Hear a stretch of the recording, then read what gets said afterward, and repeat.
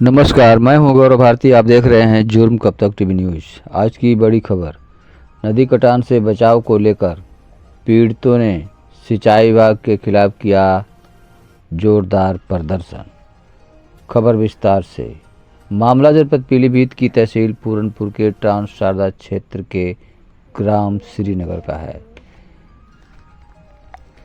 बीते दिन कटान पीड़ितों ने जिलाधिकारी पीलीभीत को दिए गए पत्र में कहा है कि पिछले सत्र में जब शारदा नदी का भयंकर कटान जारी था, उस दौरान हम किसानों की 70 से 80 एकड़ कृषि भूमि फसल समेत नदी की आगोश में समा गई थी।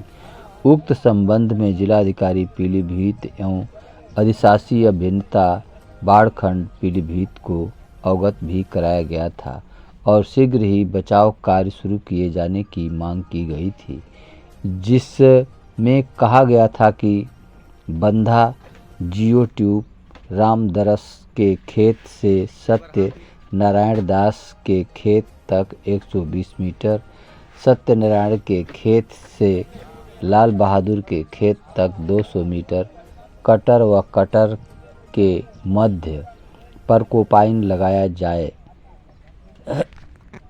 अन्यथा राणा प्रताप नगर से श्रीनगर तक सैकड़ों किसानों की हजारों एकड़ कृषि भूमि व आबादी का भारी नुकसान हो सकता है। लेकिन सिंचाई विभाग की लापरवाही के चलते 1 वर्ष बाद भी बचाव कार्य शुरू नहीं होने से नाराज किसानों ने आज नदी के किनारे भारी संख्या में एकत्र होकर सिंचाई विभाग के खिलाफ जमकर नारेबाजी करते हुए प्रदर्शन किया है और शीघ्र ही बचाव कार्य शुरू किए जाने की मांग की है। प्रदर्शन करने वालों में मुख्य रूप से पूर्व प्रधान नगीना राम, योगेश कुमार श्रीवास्तव उर्फ टुन्ना, अच्छे लाल, दुखी यादव, अंकित कुमार, गुड्डू, आशा देवी, कौशल्या, विभा, रामरूप, महेंद्र प्रसाद, दिनेश कुमार और विक्रम आदि मुख्य रूप से मौजूद रहे। एक बार हाथ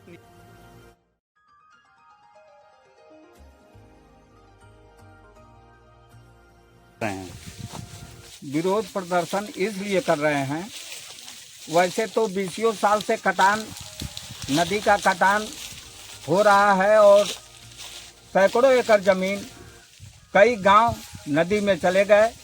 हम लोग भी अपने गांव को बचाने के लिए, गांव की ज़मीन को बचाने के लिए, कटान से राहत के लिए अधिकारियों को जब सूचित करते हैं तो उस पर कोई कार्रवाई नहीं होती है। मिसाल के तौर पे हम आपको बता देना चाहते हैं कि ये हमने डीएम साहब को ये 5/9/2024 को हमने दरखास्त दिया था, जब यहाँ पे भयंकर कटान जारी था। उन्होंने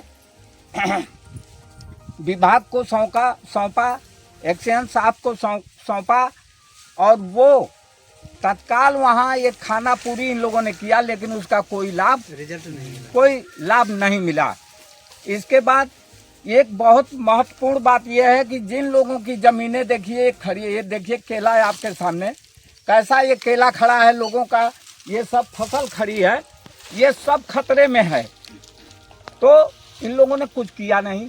इसके बाद इन लोगों ने वादा किया था, विभाग ने टीम आई थी हमारे श्रीनगर में, इन्होंने वादा किया था कि 5 में ही 24 में ये लोग आए थे और इन्होंने कहा था कि फरवरी में हम काम चालू करा देंगे। आज तक इन लोगों ने काम नहीं चालू किया है। इस संबंध में एक्सीएन साहब से मैं 2 बार बात कर चुका हूं। पहली बार बात करने पे उनकी बात हमको अच्छी लगी कि लगता है कि हमारे क्षेत्र के दर्द को देखते हुए ये कुछ करेंगे। उन्होंने कहा था कि आप बात कर लीजिएगा मुझसे। मैंने दोबारा जब बात किया तो उन्होंने कहा कि मैंने देख लिया है। हमने कहा मुझे नहीं बताया गया, मुझे कोई जानकारी नहीं। उनके ये लफ्ज थे कि किसको किसको बताएं। आप आते हैं चोरों की तरीके से, यहाँ जिसको दर्द है, जिसको चोट है, जिसको पीड़ा है, उसकी बात सुनने के लिए अधिकारी तैयार नहीं है। तो ये बहुत बड़ा दर्द है। जिनकी जमीनें नदी में चली गई आज रोटी के लिए मोहताज हैं, जिनकी जमीनें हैं उनको नींद नहीं आती है कि भविष्य में हमारा क्या होगा।